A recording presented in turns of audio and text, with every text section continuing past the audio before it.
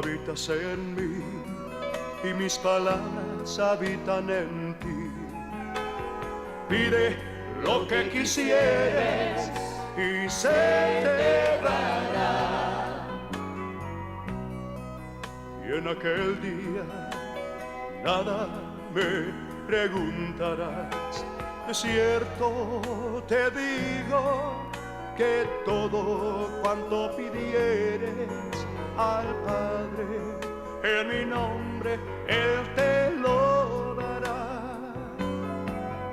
Hasta ahora has pedido nada en mi nombre.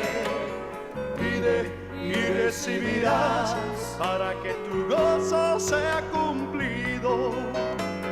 Si tú habitas en mí y mis palabras habitan en ti, pide lo que quisieres y se te dará. Y si me amas, guarda mis mandamientos. Aquel que me ama, mi palabra guardará. Este es mi mandamiento, que se amen los unos a los otros. Como yo os he amado, también ámense unos a otros.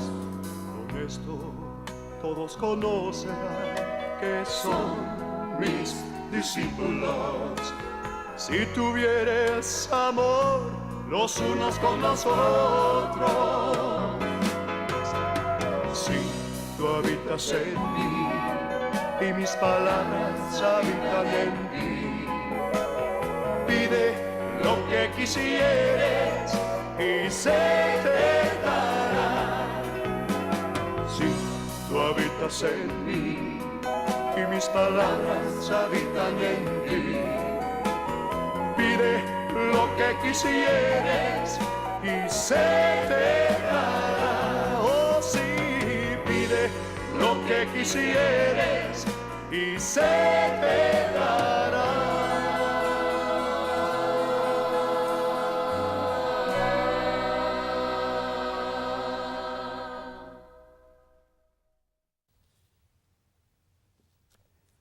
Primera de Juan, el capítulo 5, verso 4 y 5 nos dice: porque todo lo que es nacido de Dios vence al mundo. Y esa es la victoria que ha vencido al mundo, vuestra fe. ¿Quién es el que vence al mundo sino el que cree que Jesús es el Hijo de Dios?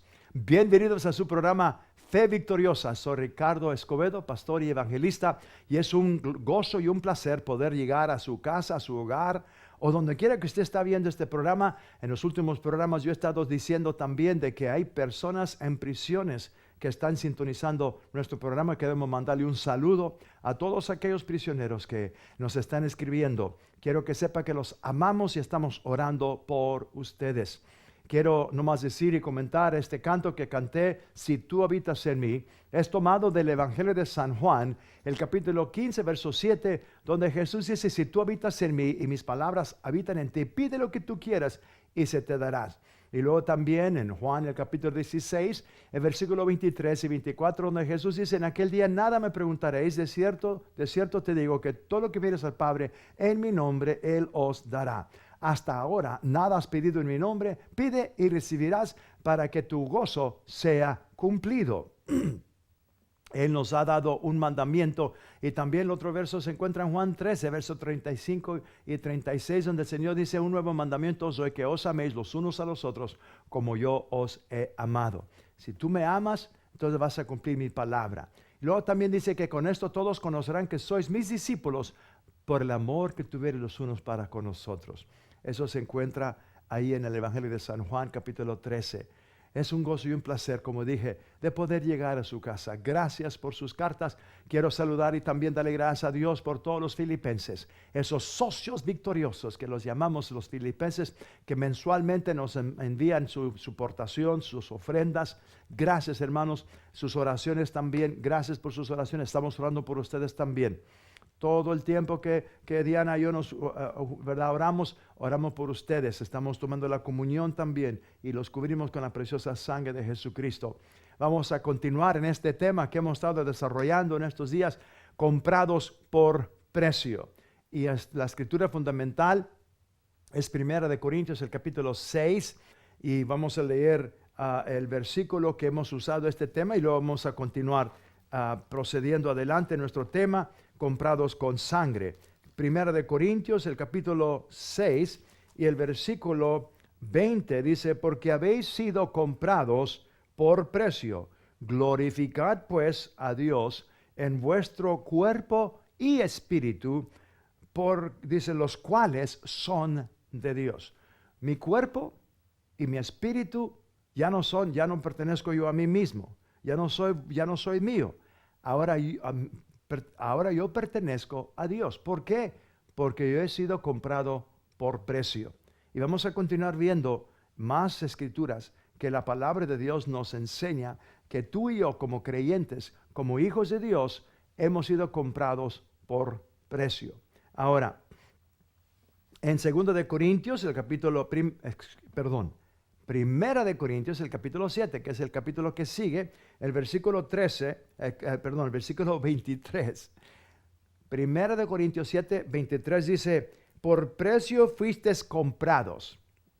No os hagáis esclavos de los hombres. Por precio fuisteis comprados. Una vez más, Pablo está afirmando a los corintios y a nosotros mismos, porque esta carta fue escrita a la iglesia, al cuerpo de Cristo Jesús, y tú y yo pertenecemos al cuerpo de Cristo Jesús. Somos miembros de su cuerpo, miembros en particular, dice Pablo, por el Espíritu Santo en Corintios. Ahora, dice la palabra que nosotros hemos sido comprados. Dice, por precio fuisteis comprados, no os hagáis esclavos de los hombres. Y luego vimos también Gálatas 3:13, donde la palabra de Dios nos dice que Cristo nos redimió de la maldición de la ley, hecho por nosotros maldición, porque está escrito, maldito todo el que es colgado en un madero.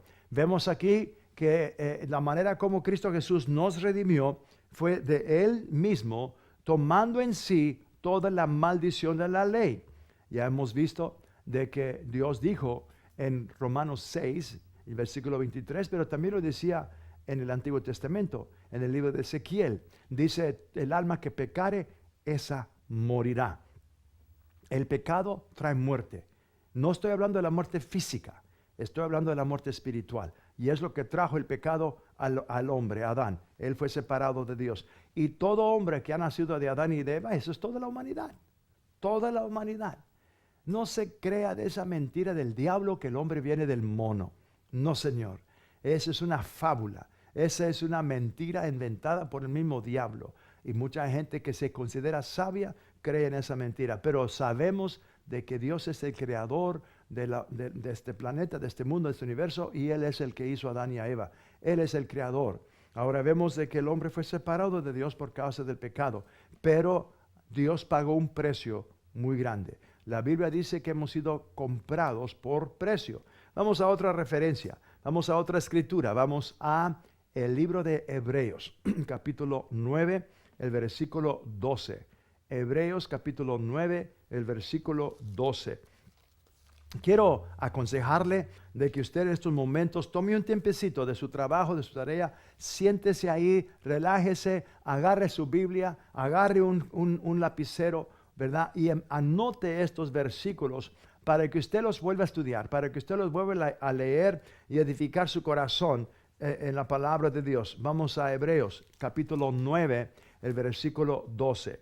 Hebreos capítulo 9, el versículo 12. Escuche bien lo que dice la palabra de Dios. 9, versículo 12.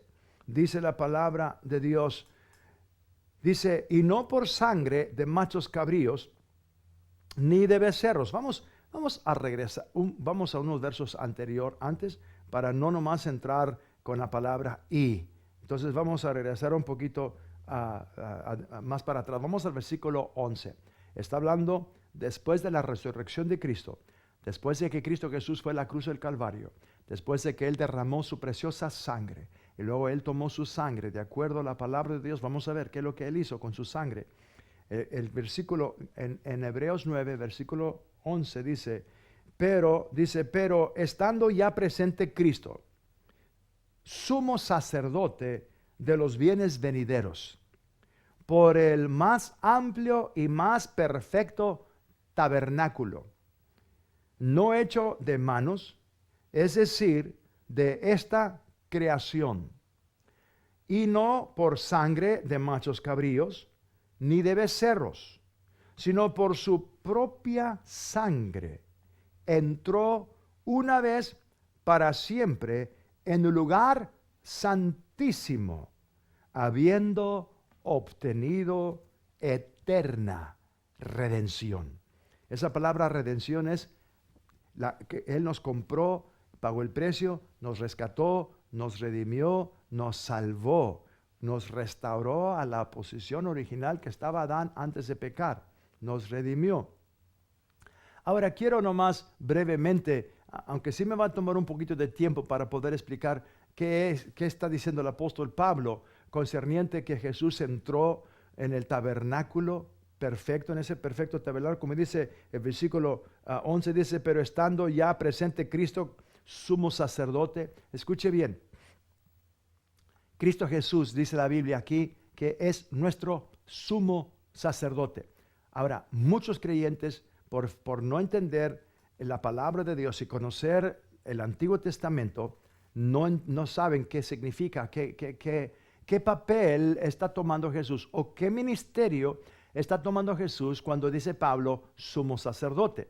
Entonces rápidamente nomás quiero darle la base de cómo Dios en su sabiduría y en su conocimiento, Él nos dio alegorías, Él nos dio tipos, Él nos dio ejemplos en el Antiguo Testamento de las cosas venideras, de las cosas que Cristo Jesús iba a hacer, de la manera como Cristo Jesús. Ahora, Dios le dijo a Moisés en el monte Sinaí que Él quería que le edificara un tabernáculo, una morada, porque Él quería estar en medio de su pueblo.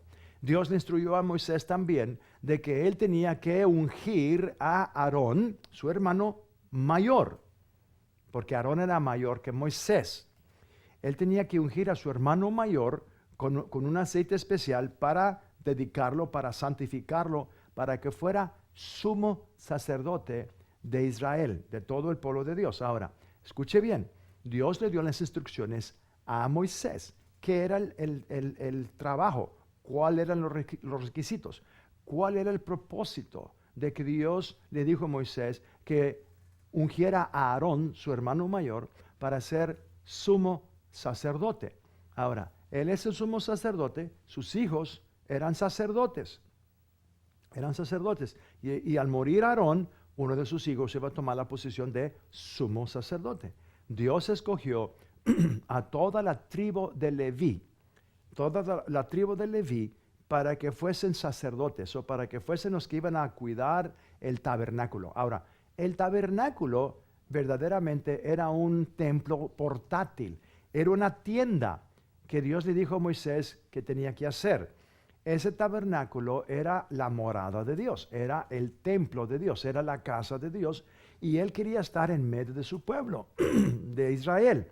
Y le dio las instrucciones a Moisés exactamente qué tamaño hacerlo, qué tan ancho, qué tan alto, cuáles iban a ser los materiales que Moisés iba a usar, y también cómo lo iba a hacer con los diferentes el lugar santo y luego el lugar santísimo, que estaba dividido por un velo grande que Dios también le dijo a Moisés cómo tenía que hacer ese velo para separar el lugar santo, donde estaba la mesa del propiciatorio, la mesa del pan, donde estaba el candelero, donde estaba, ¿verdad?, el lavatorio donde se lavaban las manos. Ahora, el incienso, ¿verdad?, estaba también, el altar del incienso estaba también dentro del tabernáculo. Ahora, escuche esto, por favor.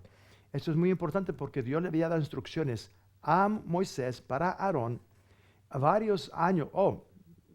Ahorita no me recuerdo exactamente cuántos años, más de 1000 años, 1500 quizás por ahí.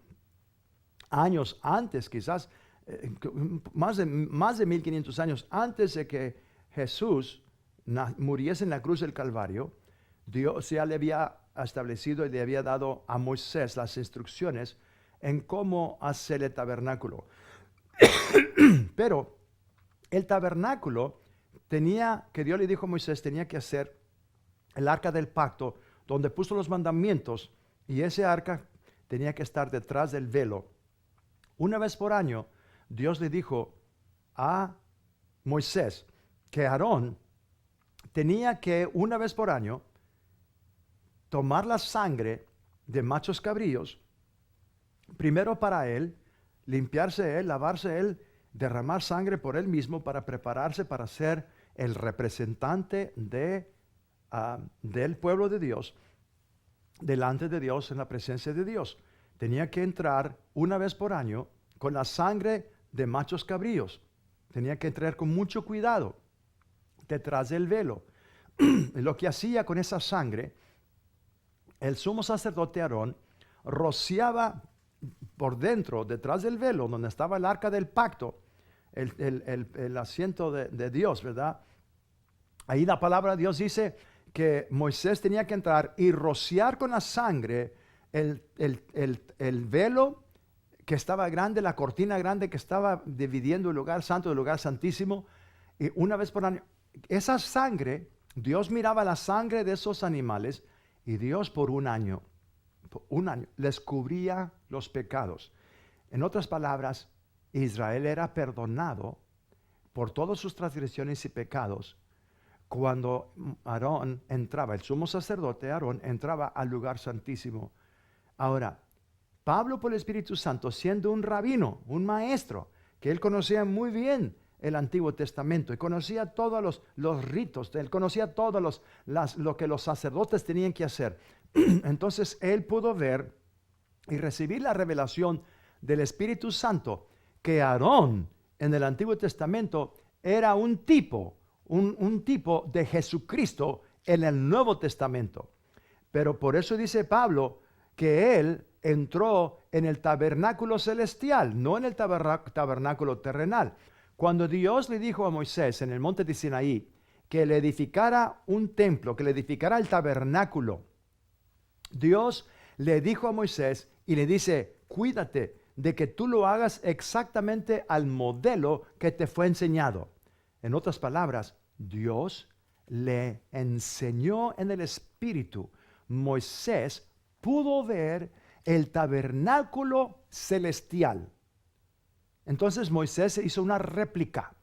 Moisés hizo un tabernáculo terrenal del tabernáculo celestial. Por eso Dios le dijo a Moisés, cuídate de que lo hagas exactamente al modelo que se te mostró, el modelo que se te enseñó.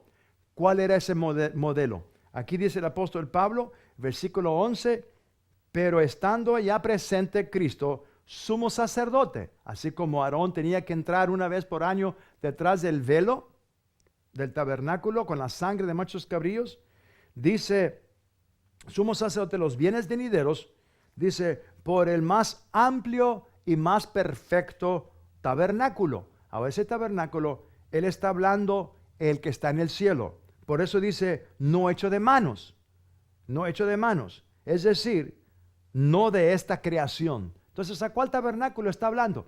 Está hablando del tabernáculo celestial.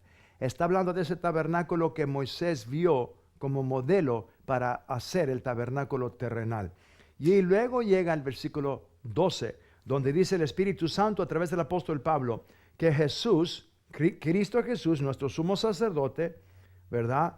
Él, por el más amplio tabernáculo, dice, verso 12, y no por sangre de machos cabríos y de becerros, porque acuérdense que la sangre que Aarón usaba era la sangre de animales, la sangre de machos cabríos y de becerros. Pero dice Pablo que Cristo no entró en el tabernáculo perfecto, no hecho de manos, es decir, de esta creación, pero dice, no entró con sangre de machos cabríos ni de becerros, sino que Él entró, Cristo entró. ¿Cuándo entró? Después de que Él resucitó de los muertos.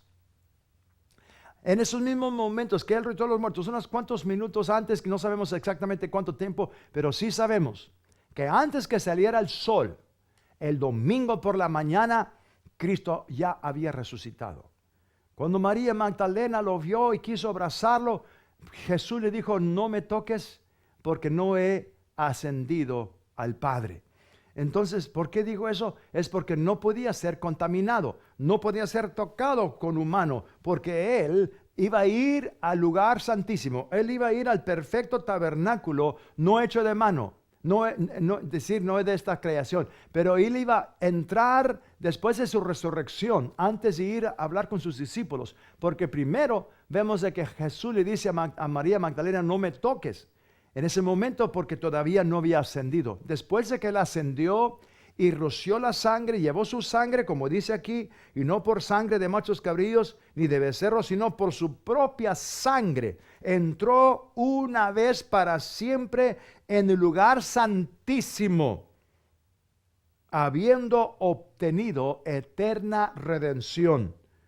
Ahora, versículo 13 dice, porque si la sangre de los toros y de los machos cabríos y las cenizas de las becerras rociadas a los inmundos santifican para purificación de la carne, ¿cuánto más la sangre de Cristo, el cual mediante el Espíritu eterno se ofreció a sí mismo sin mancha a Dios, limpiará vuestras conciencias de obras muertas para que sirváis al Dios vivo? ¿Cuánto más? Si la sangre de becerros y de machos cabríos, Dios podía cubrir los pecados de Israel por todo un año. Oh, quiero que sepa que la sangre del Cordero de Dios, de Jesucristo, del Hijo de Dios, de ese Cordero perfecto, esa sangre limpia, esa sangre pura, no nos cubre los pecados, los borra por completo, no existe en la presencia de Dios, nos hace nuevas criaturas y nos lava con esa preciosa sangre. Los pecados nuestros no son cubiertos, no, Señor, son completamente borrados. Delante de Dios ya no existen por la sangre de Jesucristo. Ahora, eso debe de alegrarte, eso debe de llenarte de mucho. ¿Por qué? Porque todos esos pecados que el diablo te está engañando y diciendo que Dios no te ha perdonado, eres un mentiroso, padre de toda mentira. La sangre de Jesucristo tiene poder para limpiarte de todo pecado y de toda maldad. Esa sangre tiene poder, tiene poder. Ahora, vamos a continuar en esto. Ahora me estoy acordando del Espíritu Santo, ¿verdad? De un testimonio que yo leí. Esto es un testimonio verídico de una persona que trabajó, ¿verdad? Era parte de los generales, parte de esos hombres que Hitler ordenó matar a familias enteras, a judíos, a niños, a madres, padres, infantes, ¿verdad? Él fue uno de los que fue responsable de miles